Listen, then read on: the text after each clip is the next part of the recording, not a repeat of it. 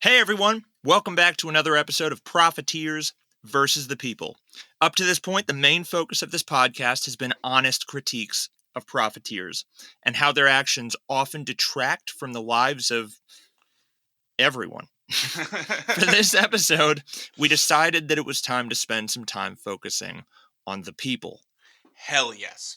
And as two sad Americans gazing longingly over the Atlantic at the French people standing up for their rights right now, we're going to take a look at these French protests and try to answer three questions. One, how the fuck do the French do this? How do they do this? How are they so goddamn metal all the time? What's their secret? Yeah, and why can't the U.S. protest this fucking hard? Yeah, man. I mean, come on. Dude, What about us?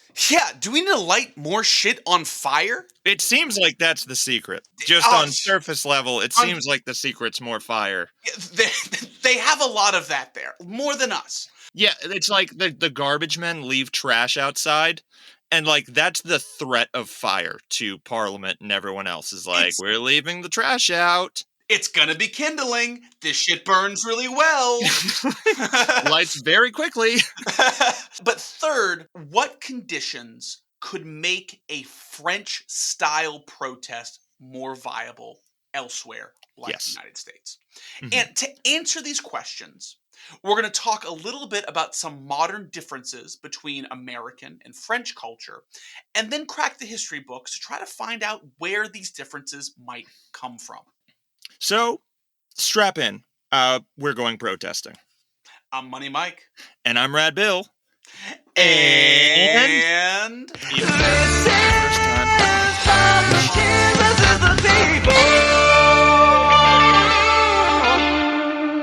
okay, important note here. We aren't lawyers. So, we aren't lawyers. Yes. Our sources have written details on everything that we're about to discuss. We urge you to check those out if you want to learn more. But with that disclaimer behind us, first question. How can the French protests be this goddamn metal? How do they do it? How the fuck do they do it? The sky turns red. It's like a Metallica t-shirt over there every my time God. they try and push the pension age. Just Raining Blood, which is a Metallica song. But going in, our initial theory was that the French have had hard-fought successes for basic rights, which have served as a springboard for more progress. And now, while these rights for workers might not be the best in Europe, they're pretty fucking comprehensive. Let's take a look at a few examples. Maternity leave. French women get 16 weeks paid maternity leave. Mothers are required to take 8 weeks at a minimum. And if there are complications, the mother's granted 2 weeks before birth and 4 weeks after birth. And for all births after child 3, the mother is given 26 weeks of paid leave. For those at home trying to do the math, that is 6 months of paid leave. And you might be thinking, that's for mothers. What if you adopt? You still get 22 weeks paid leave, and dads receive between 11 and 22 days of paid leave. God, that's killer. Do we have that? No, we fucking don't even have anything close to that. Minimum wage in France is 11.76 euros per hour, and French workers get 5 weeks of paid vacation. That's killer. Do we have that? Nothing even remotely close. The French also get single-payer health care. So even if they lose their job, they still have health care. All right, so wait, what about that one? Do we get that one? You might be sensing a trend here. No, we fucking don't. Yeah. The French get 6 months of paid sick leave. Nice. We don't have that, do we? No, we fucking don't have that. God, shit. That's cool. I'm playing the dummy for this bit. It's working. What about personal time? Dude, in the United States, personal time isn't even required for jury duty. Jesus. Yeah, that sucks. Dude, that sucks ass. That sucks unwiped ass. In addition to these lack of benefits, it's not just that Americans don't have as many. It's also way harder to qualify for the few benefits that do exist. For example, The FMLA, which is the Family Medical Leave Act, grants the bare minimum. Job protection during extended periods of leave. You're not getting fired. But you're also not getting paid, which is Yeah. kind of the purpose of a job, so no question mark. Yeah. However, due to a bunch of hoops that the worker has to meet to qualify for this protection, only 21% of American workers even qualify for that. Yeah. And Jesus. it boils down to Americans are so afraid that someone might work the system that we're afraid to let the system work. Yeah. And as a result, what we have, which is fucking meager, Yeah. is still terribly hard to get. Mm-hmm. Looking at all of this, why the shit is it so much better to be a worker in France? Well, unions are a part of the puzzle. Unions are important. French unions are hypersensitive because their power is preserved by laws, not their numbers. Many of our sources use the word paranoid to describe this behavior, but paranoia is better used to describe suspicion against anything that might be a threat. And we think what unions in France are doing is reacting to what they are correctly identifying as threats. French unions know a slippery slope when they see one. But it isn't just the union concentration alone. Only 8% of France's workers are unionized, and neither parliament or businesses are very pro-worker. And it seems like there's a new bill passing every year or so attacking workers' rights, pensions, or in the most recent case, the retirement age. But as it turns out, France's secret sauce is solidarity. That's it, man. There's a fabulous video by Philosophy Tube. Yeah, take a shot. I'm quoting another Philosophy Tube video. This one's about climate grief. The video discusses the way that fish dying becomes an issue of climate change, labor rights, and border controls when looking at the commercial fishing industry. The death of fish harms the bottom line of commercial fisheries, and they seek to save money by hiring illegal immigrants and paying them as little as possible.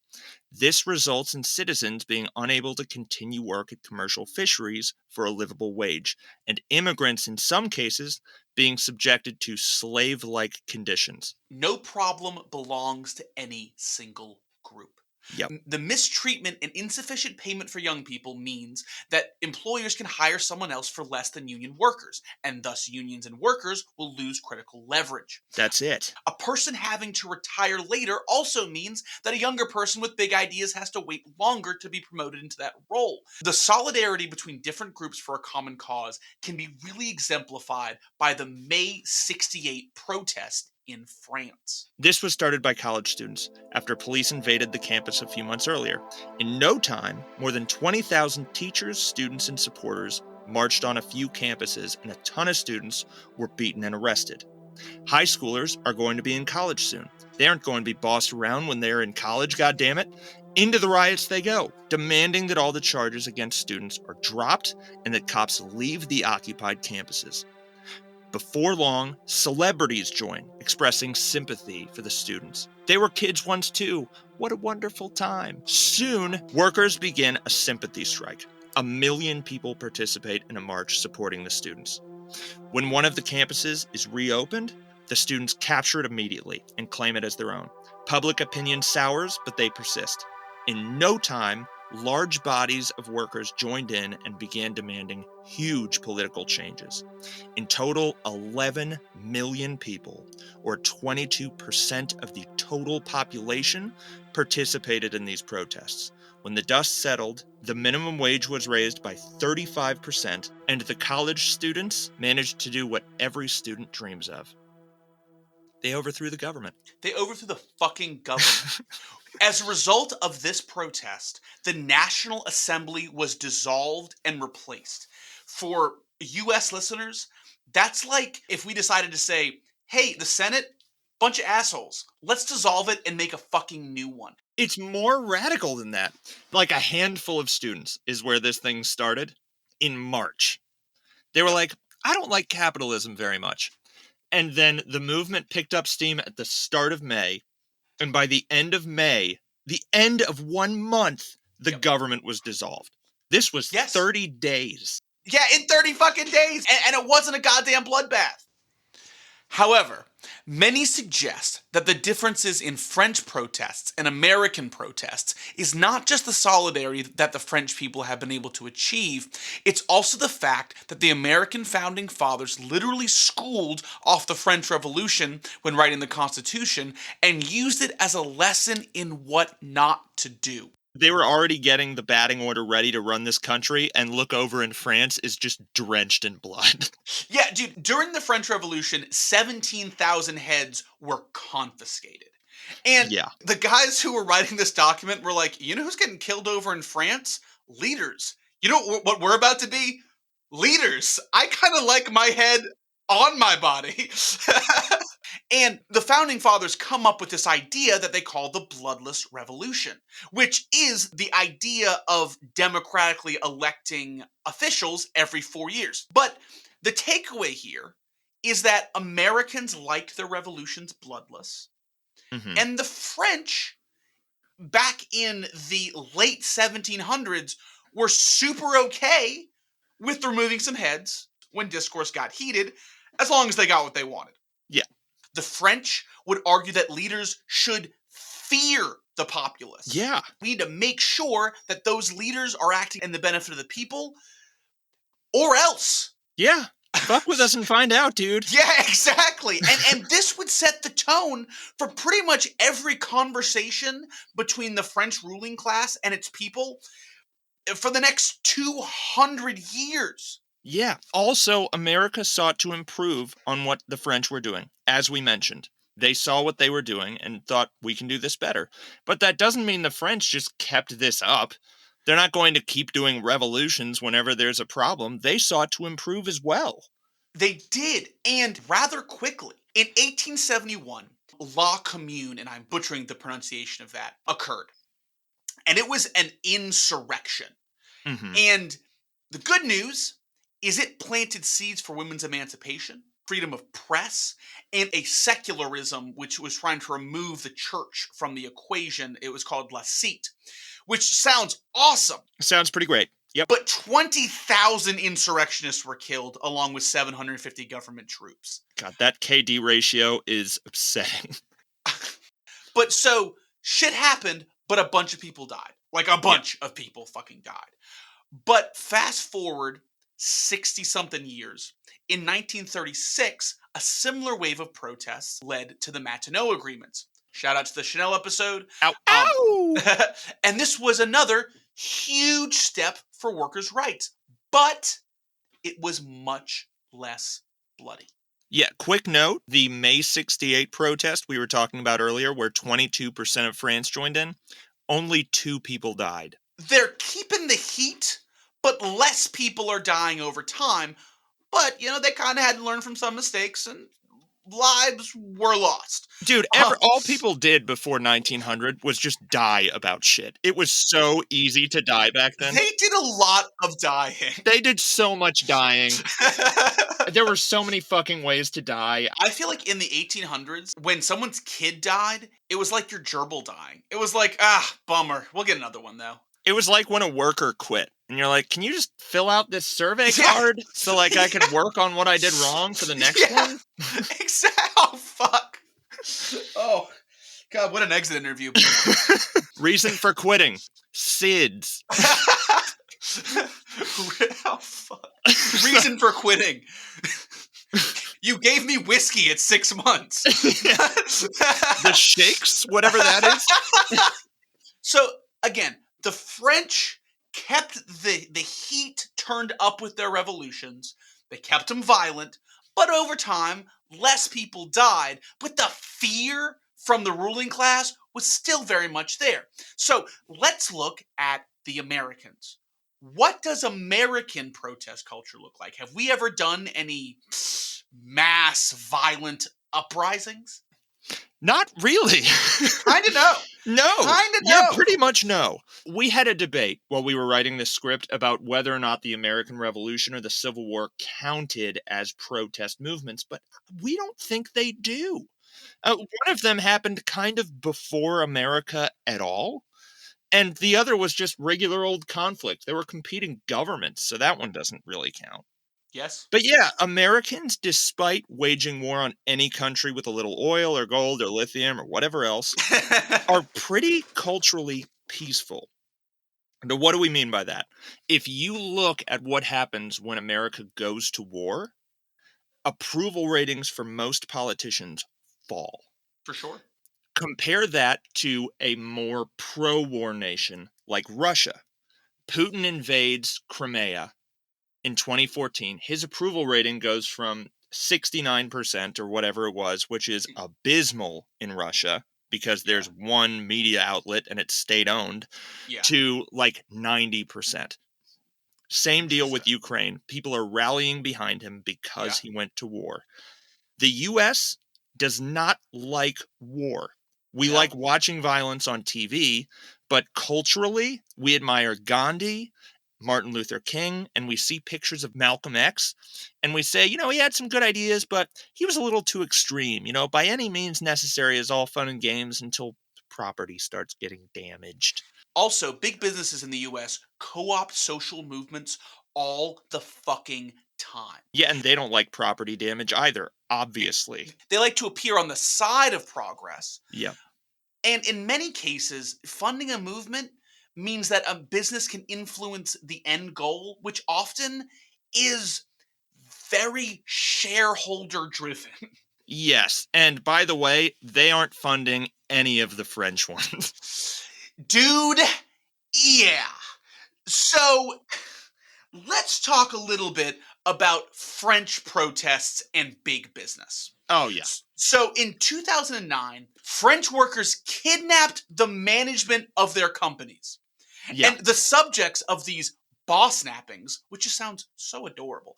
It sounds so quaint, right? It does, but they kidnapped some managers. But the subjects of these boss nappings range from managers in HR to CEOs. In addition, boss nappings were applauded by the public and very seldom led to arrest. In fact, when 3 managers and the CEO of Caterpillar were boss napped in 2009, they were relatively well treated while held in captivity, and the act was overwhelmingly successful. Yeah, dude. No criminal charges were filed, and the severance package for workers was raised from 48 million euros to 50 million euros. Yeah, so this sounds like an act by a few insurgents. In a ton of these boss nappings, it was whoever the executive or the boss nappee was, and then somewhere between hundreds and a few thousand employees. Oh. This is not something where some, higher up government agency can snipe them through a window. It's 1,000 fucking people. Yeah. Police get pretty shaky around those numbers. It's so fucking metal. Oh, dude, it's so cool. My God. Yeah, dude. Well, it's not just metal, it fucking works. And no one got hurt. No one got killed. Yeah. It was just a bunch of people being like, hey, man, this is shitty. And you're not leaving until we fix it. Yeah, dude. We're holding you hostage, buddy. Yeah. Hostage is such a not corporate-friendly word. We're going to do some team building. Yes. Indefinitely. And by the way, until we're done, you're shitting in this bucket. You and everyone else on the management team. I don't know if they made them shit in buckets, but they fucking should have. They might have been able to avoid the boss napping in total. Just 1,000 people walk into the boss's office with a dirty bucket, and they're just like, this is where you shit now. Seeing somebody else's turd, like not in a toilet or covered by water, just unobstructed, would be such a fucking intimate thing. It would be more intimate than stabbing someone or having sex with a person, I feel like. Like watching the facial expression and the full body experience of another person you know well having a shit like that up close would be deeply upsetting. It would be leagues more intimate than gazing down in their eyes while they were sucking you off. Yes, straight up, dude. Of course, this isn't the only one. When Uber Pop emerged in France, They made it so that someone could become a driver with Uber Pop and avoid paying the equivalent of $270,000 for a cabbie's license or paying for the required insurance. Any old driver off the street, if they were in between a commute or they were waiting for someone at the grocery store, could just toss a quick drive into the route and get a couple bucks. French cabbies didn't love this, and on June 25th, 2015, these French cabbies took to the streets. They blocked roads to train stations and airports, set the tires of Uber vehicles on fire, turned cars over, and attacked suspected Uber drivers. That night, France's interior minister ordered police to implement a ban on Uber Pop in the capital. A year later, the service would be banned throughout France, and Uber would be ordered to pay a fine for illegal activity, and 2 senior executives at the firm faced fines as well. In 2017, Europe kicked them while they were down, and the Court of Justice ruled that Uber was a transportation company, unlike in the US where they're a tech company. The transportation company designation opens them up to much stiffer restrictions. To put salt in the wound, a French court would follow up the European court, soon ruling that Uber drivers were employees, not self-employed, and thus a union was selected to represent Uber drivers. In January of this year, Uber agreed to pay drivers a minimum fare per ride of €7 and 65 mini euros. This rule applied regardless of the application being used. So it's not just Uber, although they were forced to sign on. Dude, that is such a fucking story of a French protest. We weren't happy about shit. We lit shit on fire, and then we made a union about it. Yeah, dude. And, okay, so plenty of our listeners at home are going to be listening to what we're saying and going, are they condoning violence? We don't love the violence part. No. We don't love it. No. It's not great. At the end of the day, what the French do here, and you'll notice this trend through most of the protests we talk about here, they're going in and they are disrupting things for everybody. I would submit that the violence against Uber drivers, though I'm sure it moved the needle and was a straw on the camel's back, was not the catalyst for banning Uber Pop the day of the protest. I could assure you with great certainty it was the barricaded roads, it was the zero access to the airport that fucking did it, because now businesses are reaching out to the government and going, do something. Yeah, what the fuck? Yeah. What the absolute fuck? You guys are dropping the ball. This is a developed nation and we can't get to the airport. Fix it. Exactly. We don't condone the violence, but disrupt away. And it wasn't just fucking Uber. Yeah. During the Yellow Vest movement of 2018, which started as a protest against a newly implemented tax on diesel fuel, snowballed into a protest about just so much shit. Yeah. At one point, firefighters lit themselves on fire and fought police officers. They went full fucking Avatar, like Fire Nation shit. This isn't just we get rid of fire. This is we control fire. This is we are fighting fire with fire. God, yes. We are firemen. We should be writing headlines, dude. Jesus Christ. Firefighters fight fire with fire.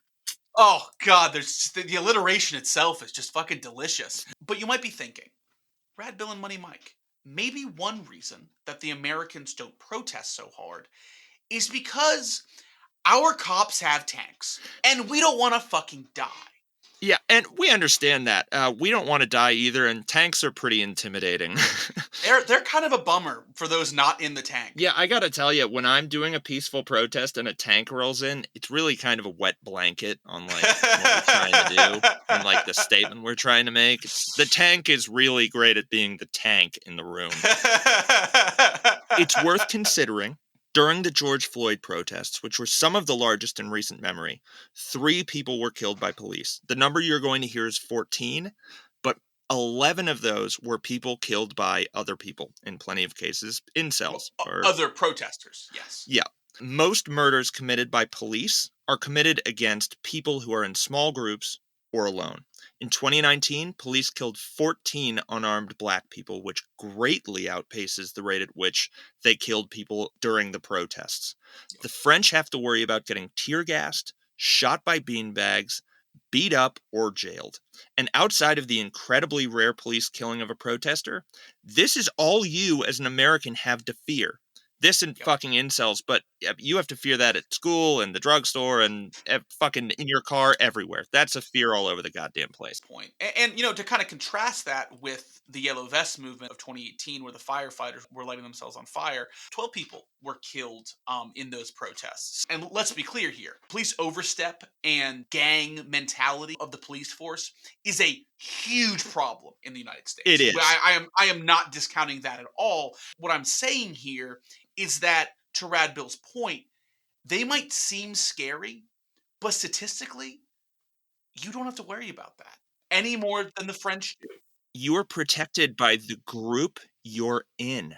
And your cell phone. So again, we're not dismissing the heavy-handedness of police in the United States, but we're saying that even so, it shouldn't affect the way that we protest. Yep. So what are the real hurdles for Americans? A big one is that power systems adapt to protesting methods. Movements like that of Martin Luther King harnessed the media to get out a message.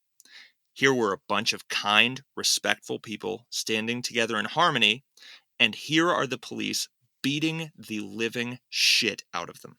The participation rates in the protest were great enough to spark the curiosity of oblivious bystanders. Why are all these Black people who seem to be out singing and spreading messages of love getting the living shit kicked out of them by police? And at the time, racist media didn't have the chops to take this on, although they certainly tried, which there's miles of records to demonstrate. The scale of this protest demanded coverage, and the unavoidable truth that media giants were forced to show was that our system was monstrous. Today, media giants like Fox News have strategies on the ready. A protest begins, and they get to work painting the participants as clueless woke college students or rioters. Their power and the power of others like them hinge on the massive viewership of conservative media. If half the country is ready to denounce your movement the second it begins, peaceful protest becomes far more challenging. Now, here's where the real bummer is. It's easy to demonize networks like Fox News because they're forthcoming with their opposition.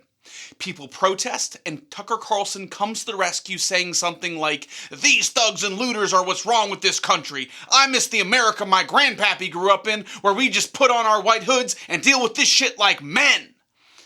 But networks like CNN are often more damaging. They'll co-sign movements and mobilize protesters just to completely abandon them once the protesting techniques fall outside of the tiny lanes that they prescribe as acceptable. They'll say something like, "We stand with the protesters, but do not condone the scratch on the Honda Civic parked in the street made by a protester's belt buckle." That's just going to take fucking forever to buff out. Yeah, they hate property damage. Someone peed in the toilet and didn't flush. This is not the solution. The messages seem different, but they're the same. Neither allow protesting outside of strict little boundaries. Strict, ineffective boundaries. As soon as protests start becoming inconvenient, which is the point of them, then they're not okay. Yep. That's it. And if protests never get inconvenient, they will never be successful. That's how it works. French protests also gain negative press all the time, but the negative press doesn't stop them. The key is persistence and conviction. After the boss nappings of 2009, the French government stiffened the penalties for kidnapping your boss. "Don't do it again," they asserted. So workers did that shit again. Boom! Oh my God! When the last-ditch effort failed to keep a Goodyear plant open, the workers just kidnapped the HR director and production manager and demanded that the severance packages be increased from 20,000 euros to 80,000 euros. After 30 hours, a settlement was reached. Goodyear wouldn't share details, but the union claimed to have tripled their severance amount for each worker. They use the old shit in the bucket trick, and it gets them every time. They used the old do it again when they tell you not to do it again trick. However, where France and the US truly differ is this.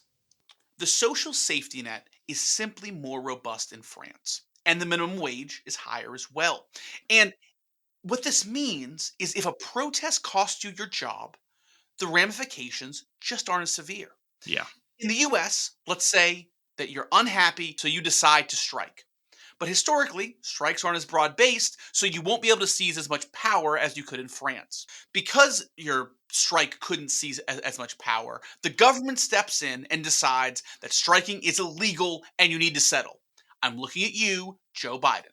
Yeah, come the fuck on, Joe. Jesus. So as a result, you lose your job. Mm-hmm. You lose your income. You lose your health insurance. I mean, you really could become homeless in a matter of months. The more meager the minimum is, the more the average person has to lose when they're wrong. The risk of striking or speaking out against your employer is not nearly as high if they fire you and you can just go to Taco Bell and make $15 an hour. Exactly. The Yep. French have a history of successful protests because they require more of their government. They don't just ask nicely. They make sure that their leaders are aware that they are not in the majority. And if they piss the majority off, the majority is going to fuck them up. Yeah, dude. Fucking real talk. One thing that's particularly helpful, counterintuitively, is that because so much power has been ceded to the president in France, everyone can protest and in their protests address the president, a single person. Yep. Much more compelling than the bureaucracy of the Senate and House and everything else. It's much harder to move the needle there. Further, the two-party system in America certainly doesn't help. Neither party is doing shit right now to help workers, and the Republican Party is actively trying to harm them. So long as that's the case, the Democrats can be better by doing nothing. Exactly. And they'll still get the vote of the concerned worker. One of the most poignant things that Rad Bill has ever said to me, he said this to me years ago, was the most terrifying things in the two-party system are the things that both parties agree on. Yeah. Because that is where the people have no choice. Another thing that makes solidarity extremely difficult for Americans is this idea of American hyper-individualism. Culturally, we place a huge value on self and identity. We idolize those that go against the grain. Gordon Gekko said, greed is good. Basically, this idea of hyper-individualism is if we all look out for ourselves and stay out of each other's way, don't tread on each other, so to speak, then we can all win. Yeah. And this isolationist ideology, coupled with the high value placed on things, like storefronts or cars, or things that are flammable, or unflushed toilets, it makes banding together really counterintuitive. We don't want to be one of many because the identity of being one is so fucking important to us. And that's been sold to us, by the way. Yes. Individuality in the U.S. has been sold to us and is being leveraged against us. Gordon Gekko was a dickhead. Piece of shit. If he was real, we'd have an episode about him. We'd have an episode about that son of a bitch. Very well said, Money Mike. Greed is not good. No. And Gordon Gekko was a dummy who got caught at the end of the movie. They always get caught. And they're still idolized. They always get busted. And everyone was like, oh, they're freaking rock and roll. Yeah, dude, totally. That orange really makes their eyes pop. I spent a ton of time worrying about the dilution of American movements. I worried that the message gets lost when other movements get tacked on. When the George Floyd protests were happening, my concern was that as more movements tacked on, that it would detract from the concentrated message of Black Lives Matter. My concern was wrong.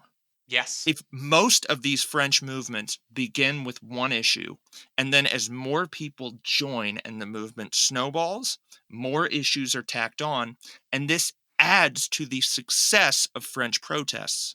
Exactly. Higher numbers, demand for more broad reform has significant success in France. Oh. If you're a Black Lives Matter protester, you want to be marching alongside a person speaking out for the rights of the disabled. You want to be marching next to people who are speaking out for workers' rights, for tougher regulations for the environment, everything else. All of this folds into one large issue. These are not separate microcosms. Well said. Well said. And like Rad Bill said, French protest is inclusive. The enemy is common. It's like, Yeah. oh, well, you're mad at the government about wages, and I'm mad about police brutality, and that person's mad about climate change. We're all mad at the same entity. We know the source of our grief. So let's light some fucking shit on fire and get this shit solved. That was not a call to violence. But Don't do violence. in the US, we're afraid that our issue, the thing that we have our identity around, won't be front and center, and it won't be all about us. And as a result, movements are smaller and have less power. Yep. Okay, last question. What can we do to be more like the French? And is that even possible? Well, it is. Mm-hmm. But we have to act now. ASAP-ish. The French have hundreds of years of precedent backing up their rock and roll, heavy metal, hardcore protest culture. And people literally died to build it. Yep. In the US, we need to expect that things might get a little messy before they get better, and that it's going to take some time. Please don't interpret that as a call to violence. It is surely not. But we need to manage expectations and understand that to affect change, we are going to have to take some action. Yeah. This is a call to disruption. For sure. The French use violence to disrupt, and it works because it disrupts. Yes, not because it doesn't work because it's violence. That's exactly right. So again, this is not a call to violence. This is a call to disruption. Don't hurt people. Affect their commutes. Yep. Affect their time at the office. Affect luxuries that people who make decisions get to enjoy. Play to your talents. That's it. If you're great at golf, get holes in one on every one of the holes so that you break the little cups in there. If you play Call of Duty a lot and you're really good at it, friendly fire people until workers get the rights that they need. Oh my God! Just keep spawn killing your own guys. Oh no! If you're selling shoes, keep selling people the wrong fucking size. Dude, Fight the power. Sell them 111 and 112. Switch the stickers around on all the shoes. Make it 111 and 111 and a half. So like it's not enough of a difference that like it's super obvious. They're sitting there like, is one of my feet like a lot bigger than the other? What the fuck is happening right now? I'm feeling weird in these shoes. It's actually, if I'm being honest, these Air Forces are making it very hard to walk right now. I hate this. Yeah. Put a pamphlet with your issues in the wrong sized shoe. That'll show them. But in all seriousness, don't hurt people. Don't hurt people. But affect the convenience of those who you have entrusted to make decisions. Yep. Because those are the people that you can affect change through. Yeah, tell coworkers what you make, for God's sakes. God. That's a great step for solidarity. Join a union. Join any union you can. Do you work? No. Form a tenant union or join one to get better rent or to protect yourself from rent hikes. I spend a lot of time wondering if big corporations buy advertising from news outlets to persuade them into sowing discord. A community with divides this sharp is surely less likely to unionize. But there I go, donning my tinfoil hat again. What we can say with some confidence is the reason people are met with so much resistance while protesting is because oppressive forces know how dangerous momentum is to their bottom line. After each win, the fighting will get easier. 100%. Referencing our commercial fishing metaphor from earlier, the great thing about all of these problems being one big problem is that when you address one component of the everything problem, solutions for the other components begin falling into place. Yeah. We've included links to union websites in our sources. Go check them out. Union dues are the best investment you're going to make. Join a union. 100%. Well, guys, thanks for listening. We had a really good time with this one. Thanks for letting us just yell a lot. Yeah, thanks. Sorry if you had to fuck with your volume a lot in your car or on your phone. But more than anything, we love doing this. Please tune into our next episode. If you want to hear us roast a certain profiteer, let us know. Did we get anything wrong? Let us know. We want to talk to you. We sit in our little rooms talking to each other, but we want to hang out with you guys. Like we said earlier, interaction is good for everybody. So we'd love to hear from you. Drop us a line. Hit us up. I'm Rad Bill. And I'm Money Mike. And goodbye.